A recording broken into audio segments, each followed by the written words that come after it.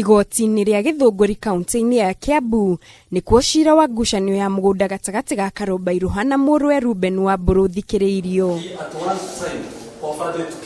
Cira ũyũ wambĩkirwo mĩaka 6 mĩhĩtũku nĩ Karobairuha akiuga muriu aiyũkirie mugunda na wara. Thitango ĩrĩa Ruben Wamburu areganire nayo akiuga we aheirwo mugunda ũyũ nĩ ithe no akĩmũrĩha mbeca tarĩ kũgũra.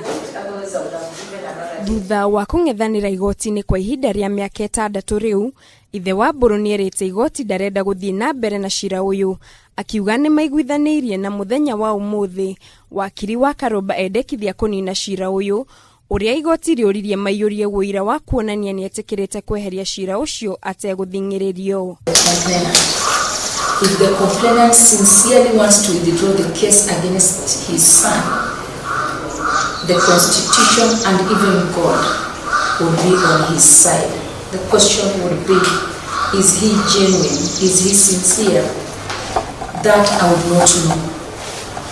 The only way for me to establish that the complainant is indeed genuine, has not been coerced, and he sincerely wants to withdraw this case, is for him to file a detailed affidavit. I would therefore advise that the complainant, under the supervision of his advocate, prepares a detailed affidavit as to why he wants to withdraw the case and the fact that he has not been coerced by anyone.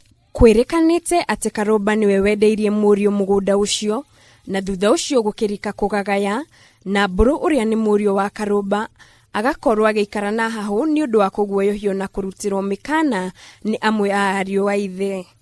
Cira ũyũ ũtanyĩtwo gũkagwĩtwo tarĩki 26 mweri-inĩ wa gatatũ kũrĩa mũcirithania akaheana mwerekera. Ngĩribotera Kameme TV, njĩtagwo Mũringi wa Ngure.